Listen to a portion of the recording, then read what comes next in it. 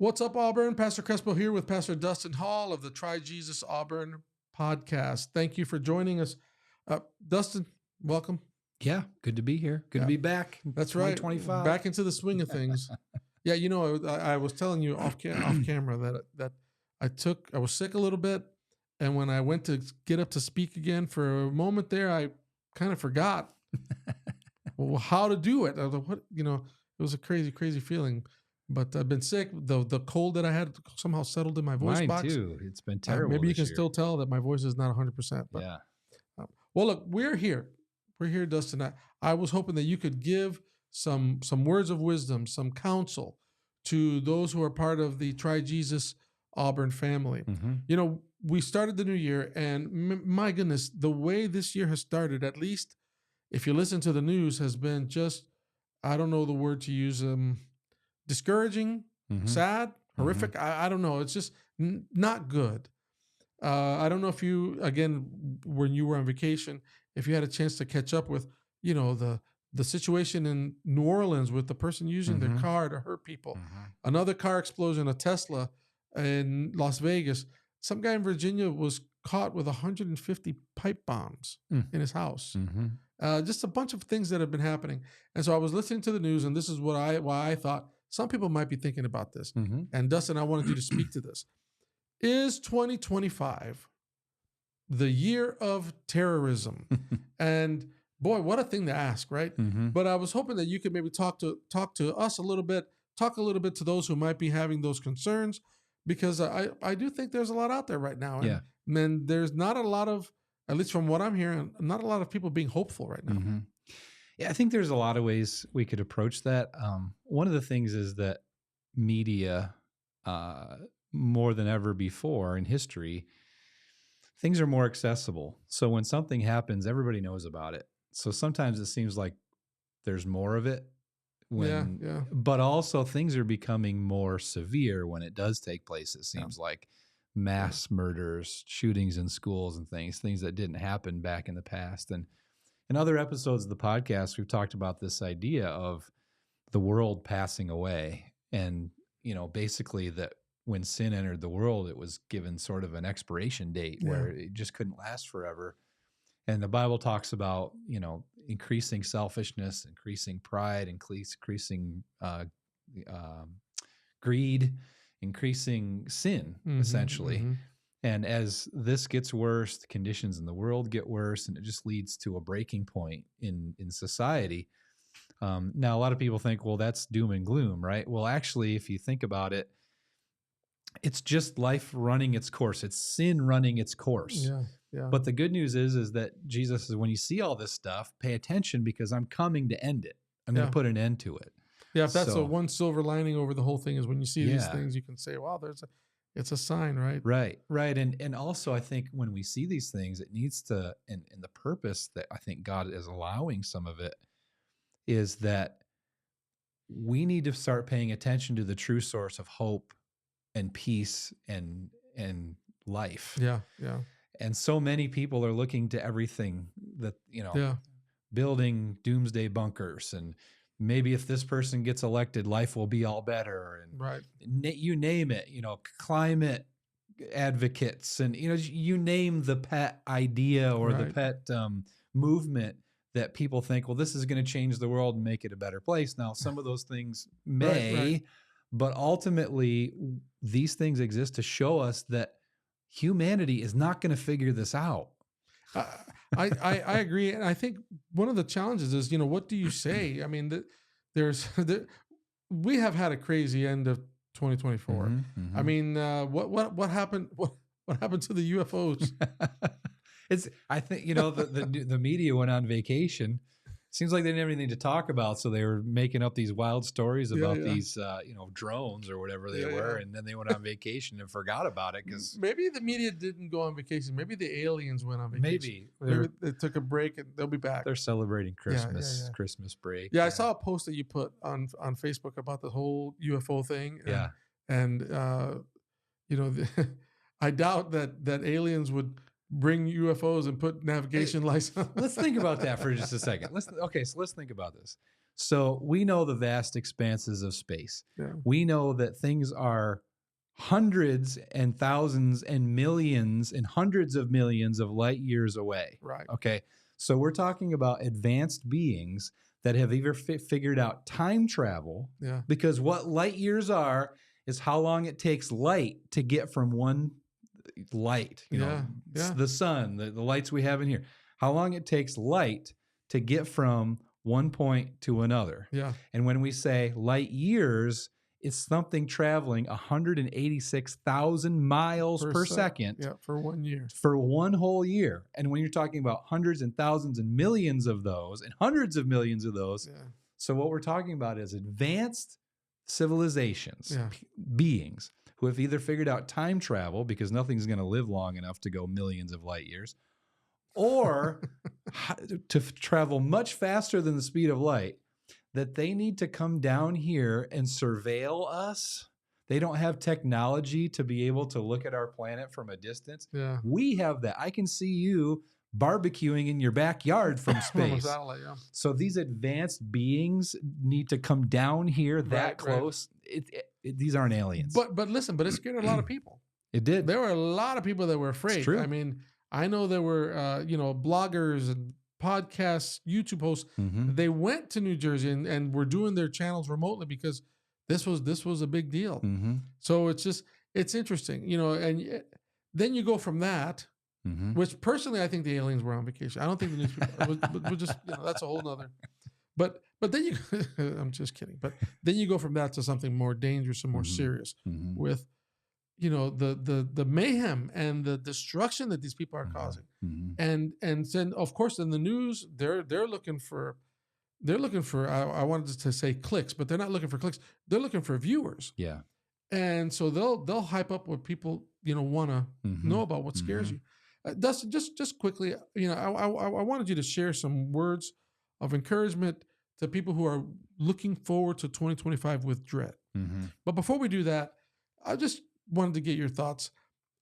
Why do you think, what would motivate someone to do some of these type of things, whether it's, I hate to even say it, but driving a car through a crowded street or, mm-hmm. or a school shooting or, mm-hmm. what do you think is the issue that's going on here? Yeah, I think it's a lot of things. I think there's a lot of mental illness that's out there. I think that contributes to it. Sin and selfishness and despair is another mm-hmm. issue that we're dealing with as humans, and in our society especially. It's some of the fame that these people get, even though they're not alive. A lot of times they end their life, but there's so much not notoriety, but there's so much focus on infamy. Yeah, and their name lives on. So I think sometimes they do it in order to get that legend, I suppose. And I think some of it's demonic. I do. The Bible talks about beings from heaven that follow Lucifer, and they sometimes influence us. There's a spiritual warfare out there. Yeah. And you hear some of these stories about people that were part of these shootings, or police that went in and saw the shooters. And sometimes some of these stories have said where the shooting takes place and there's almost like a trance or mm-hmm.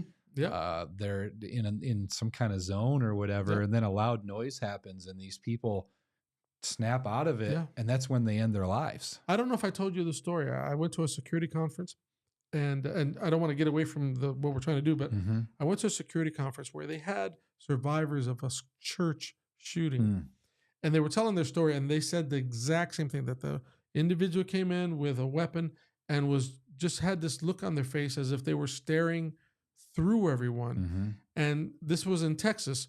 A neighbor came out of his house with a firearm and yelled at the person. I didn't know their name, so just yelled at them to stop. Mm-hmm. But the act of yelling at him, the witnesses said that it made him stop. He shook his head. He realized what was in his hands. Mm-hmm. At least the look on his face gave that. Mm-hmm. Like he realized, and then he dropped the rifle and ran out of the sanctuary. Now he grabbed his pistol and tried to shoot his way out of the sanctuary as he went out. But the idea was that he almost, it looked to them as if he came to his senses. So Mm. I do think some of this, I think I agree. I think it's a lot of different factors, Mm-hmm. but this whole notion that you can be influenced by this, by evil, Mm-hmm. by evil angels, by demons, as they're also known, that to get you to do such horrific things, Yeah. it's just it's incredible. So I think one of the ways that we can take courage and take hope in these situations is to realize that, 1,000 good things happen to us every day. It's so easy to think about all the bad things that are happening around us and Yeah, yeah, see on the news all the bad things. But if you just stop and take in the little blessings all day long, there's a lot to be thankful for and yeah, a lot to be absolutely. happy about. Yeah, that's right. And I think there's also some safeguards that we can put in our own lives to help us navigate the time in which we're living. So let's talk a little bit, and we've even learned this from the podcast. There's an online algorithm. This is not conspiracy theory. This is how the internet works. Okay. So there's an online algorithm that says if you click on certain things or you watch certain videos, the internet, your search engine or like YouTube, will feed you more of the same kind of content. Mm-hmm. So if you're watching our video, chances are you're also seeing other Christian type Mm-hmm. podcasts and Right, things right. coming up. Or if you're into professional wrestling and you watch a professional wrestling short, you'll get a whole bunch of other professional wrestling content. Be careful what you click on. Right. Be careful what you click on because you're going to get more of it. Yeah. So that's the way the algorithm works is it feeds you more of what it thinks you want to see. And then based on what you want to see, they'll put ads in the things that you want to see, and the advertisers like that because it's targeted advertising and things like that. Right. So the point is if you are into something, the internet is going to feed you more and more and more, and the more you watch, the more it's going to feed you. Mm-hmm. Mm-hmm. So the day and age in which we're living, it's really easy to get obsessed with things. And when it comes to things like conspiracy theories and some of these hidden ideas or for some reason, we as humans, our blood gets pumping when we hear this. Oh, this. Did you hear this theory about so-and-so, or this is happening behind the scenes? I think we need to be really careful. And actually, scientists have studied this. The dopamine really starts firing in your brains, and we start hearing about conspiracy theories. Right. Like something chemical happens. Well, it always people get excited about a lie rather than the truth, but it's sometimes hard to tell. Sometimes the conspiracy theory is true. It's true. You have to be careful. Yeah. I think when it comes to conspiracy theories, and there's a lot of religious ones out there, if I can't prove it from the Bible, I put it in the category of, well, that's interesting, but I'm going to go back to what I can trust. Yeah. Because I think God has given us enough detail about life and history and the times in which we're living, exactly what he intended to give us. And the other stuff we can't prove. Right. So I don't want to spend too much time on it. It's important to take, I think you're touching on it. You need to take a level-headed approach when you hear this stuff. Mm-hmm. I think that there's concern in the minds of some, in the hearts of some about what the year is going to hold. Mm-hmm. But your focus determines your reality. Mm-hmm. You find what you're looking for. Mm-hmm. But also, I think it's important for our family, our Try Jesus Auburn family, to know that the Bible does say it's going to get worse before it gets better. Yeah, right. But it is going to get better. Yeah, and the reason I bring up the algorithm and things, there's actually a verse in Revelation chapter 13. There's a lot of symbolism here. We don't have time to get into all of it, but I want you to see something here. So Revelation chapter 13 and verse 13, it performs, it's talking about an evil force at the end of time. It performs great signs, even making fire come down from heaven to earth in front of people. And by the signs it is allowed to work in the presence of the beast.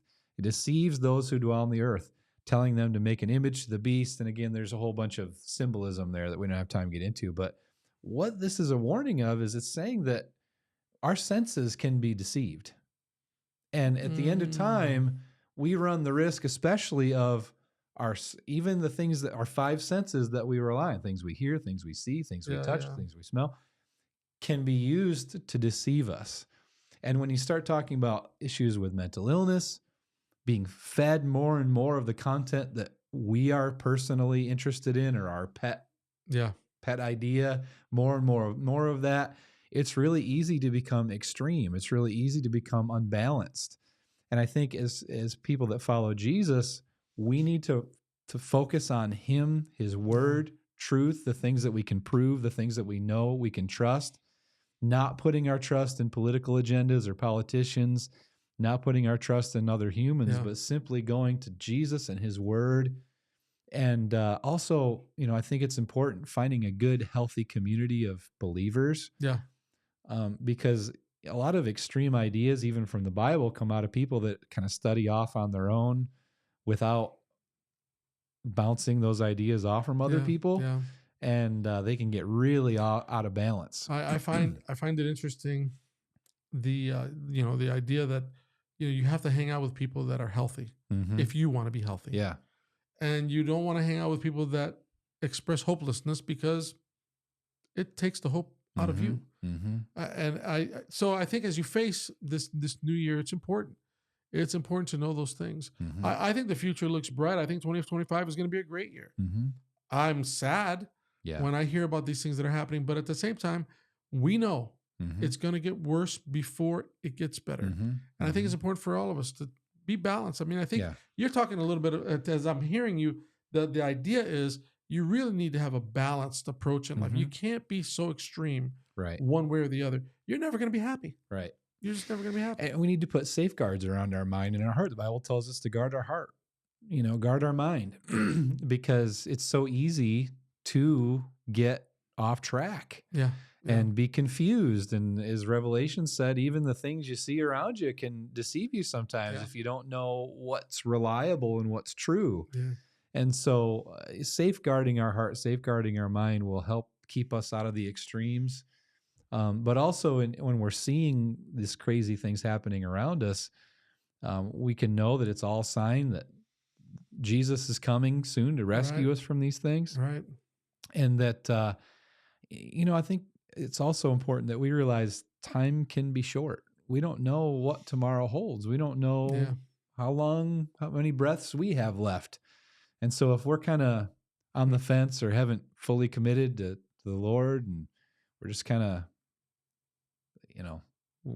floating through life and not fully committing to today's the day. What are you waiting for? Because you don't know what tomorrow holds. So tryjesusauburn.com, by the way. That's a great segue to the website. If you would like to know more, if you'd like to talk to Pastor Dustin, if you have some concerns about 2025 and you need to have somebody just maybe give you a little bit of a different perspective than what you're getting, tryjesusauburn.com. Send us questions.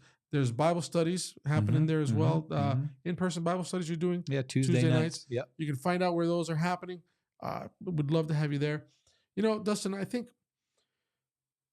as we face 2025, it would be a shame for someone to let the news suck the joy out of their lives. Absolutely. It would be a shame for you to have all this dread and angst. There's a remedy for that. And that is hang out with positive people. That is have the disposition that, in the Bible, there are a lot of people that struggled, had some really serious problems, but they had a great attitude about it because they knew they weren't tackling those problems alone. Yeah. And I think it's a very important lesson for us today. Well, and if you find yourself depressed or down or becoming extreme on certain things, mental health help is available like never before. It's not something to be ashamed of. That's right. Even this time of year, living in the Northeast, it gets dark. There's so much dark. People struggle with that. They need more sunlight. If you're depressed, find some help. There's stuff online, counselors online. There's the access to mental health help is so easy these days, and it's anonymous sometimes as far as anybody else knowing about it other than you and your therapist. So I just encourage people to find it. I think everybody needs a counselor or a therapist, a good one, right?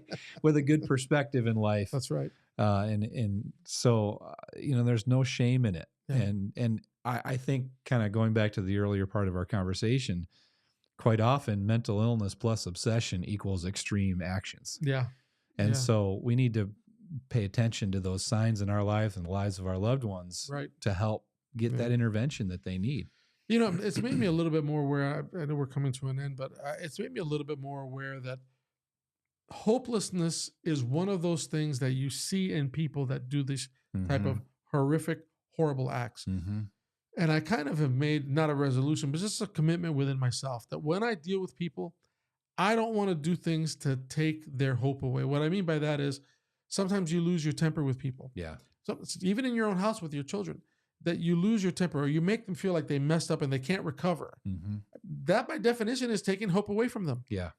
When you make them feel like they can't do any better. Yeah. So, we don't want to be a part of the problem. We need to be part of the solution. And it seems like being rude and outspoken and boisterous, telling people like it is and telling people off is becoming this thing that we celebrate now in our society. Yeah. And Keeping it real. Don't get me wrong. I don't think we should be pushovers by any means, but at the same time, why are we becoming this society that's totally insensitive to because we don't know someone's backstory. We don't know if their loved one or they have cancer or they suffered abuse in their lives, so they're rude to you. We don't know their story. So trying to give each other a little bit more of the benefit of the doubt and understanding and a little bit more leeway can go a long way, and just being kind to each other. Yeah. So if somebody else is having a bad day and they say something out of turn, be quick to forgive and not lash out and fight back. I think we'll all be happier if we did that. Well, to me, I'm listening to what you're saying. It's almost like be a part of the solution. Yeah. Don't be part of the problem. Right. And in that respect, you can ensure that you're going to have a much better year than you would have otherwise. Absolutely. So if you're facing the new year and you're worried about, is this the year of terrorism? This is the year that you need to accept Jesus if you haven't done so. Amen. That'll take care of everything else. Amen. Right? Let me give people a little suggestion. So at home, we have it's called the Blessings Box. And we make it an effort to, when something good happens in your life, write it down, put it in the Blessings Box. So that if you're feeling down, if you're feeling like God's given up on us, if you're struggling, open the Blessings Box and start reading the blessings that you've received. And it can really help, because we so often allow the fewer but serious negative stuff to overwhelm us, and we need to be reminded of how God has led us in the past. So just encourage people. I want to encourage people, try a blessings box or a blessings jar or whatever it might be, and go back through the ways that God has blessed you. I think that's a great idea. I think it's a great suggestion. Well, look, as we are ending the episode here, we wish you all the blessings, of just a wonderful 2025. There are some things happening with this podcast. We'll be sharing some of them as we go along. Dustin, if people have been watching for a while, maybe they don't realize it, but this is the new year, but it's not a new year for us. This podcast is relatively new. I think we've been, maybe 6 months? We started recording last March and really started putting out there more in June and July. Yeah. So, yeah. So, I'm looking forward to 2025. I'm looking forward to celebrating that 1 year mark, whenever that date is. We got to figure that out. But looking forward to that. So there are a lot of things to look forward to in 2025. And if you haven't made that decision to partner with Jesus, boy, try him. Amen. Your life, it'll never be the same. Amen. Well, blessings. We'll see you next time.